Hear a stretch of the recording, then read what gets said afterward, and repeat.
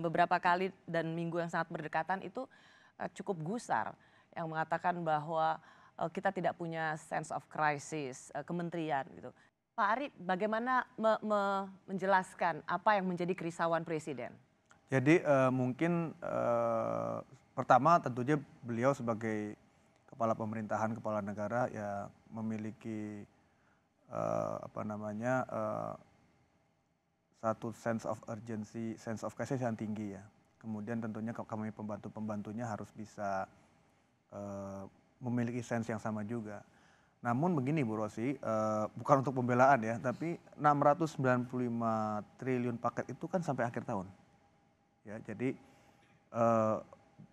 bentuknya bukan yang harus dihabiskan sekarang. Dalam 3 bulan Karena atau ini dalam bulan tertentu? Sampai dengan akhir tahun dan kemudian kalau Presiden tadi menyampaikan penyerapannya baru 20%, itu penyerapan di total 695 triliun. Dan di dalam 695 triliun itu Bu Rosi sebenarnya dibagi dalam 6 klaster. Jadi tidak semua menjadi satu. Contohnya misalnya yang pertama ada klaster kesehatan. Klaster kesehatan itu tidak hanya Kementerian Kesehatan Bu, ada juga BNPB dan yang lainnya. Kemudian ada klaster perlindungan sosial. Kami Kemensos masuk di situ. Tapi juga semua program bukan program Kemensos. Cuma Ada dari sebagian Kemendes besar. juga? Ya, ada Kemendes, ada yang lain. Cuma memang sebagian besar Kemensos. Kemudian ada sektor, ada klaster UMKM yang jumlahnya cukup besar 123 triliun sekian.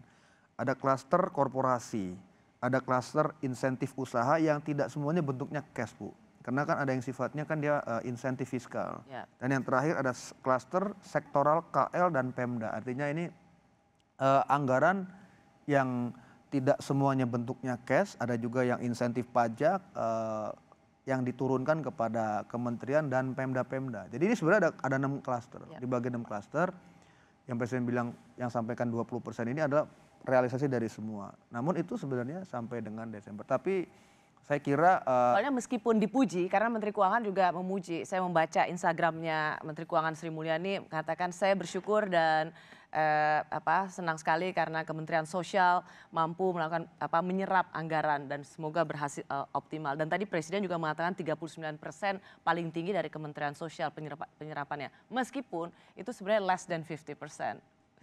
Yang padahal memang ada keinginan untuk cepat dong gitu.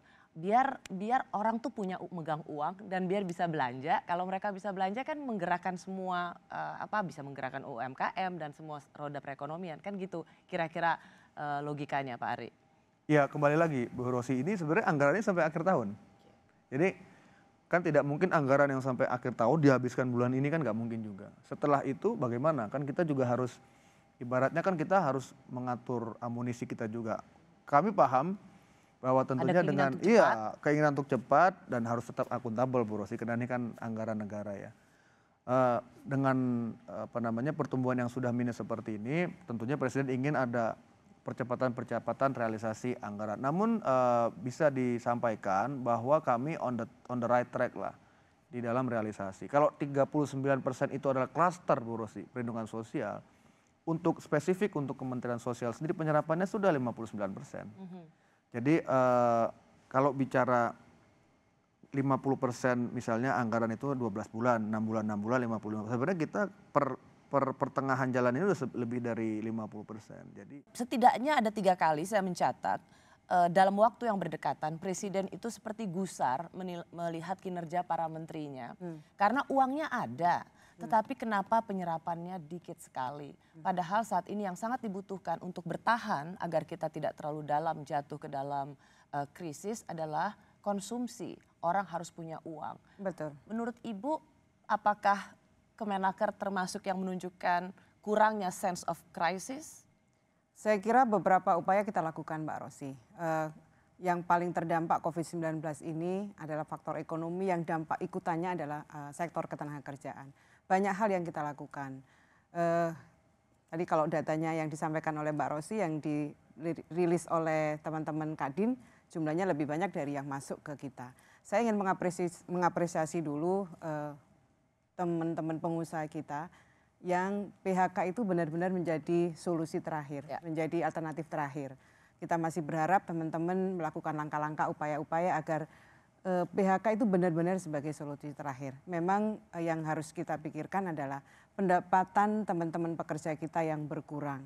Mereka yang belum di PHK sih sebenarnya, tapi mereka dirumahkan. Model shifting itu kan mempengaruhi. Tapi tidak digaji ya Bu? Ada yang digaji, ada yang digaji tapi separuh, ada yang tidak digaji sama sekali. Posisinya memang posisinya ya belum di PHK, tapi tidak mendapatkan penghasilan yang dia terima sebelum kondisi COVID-19 ini.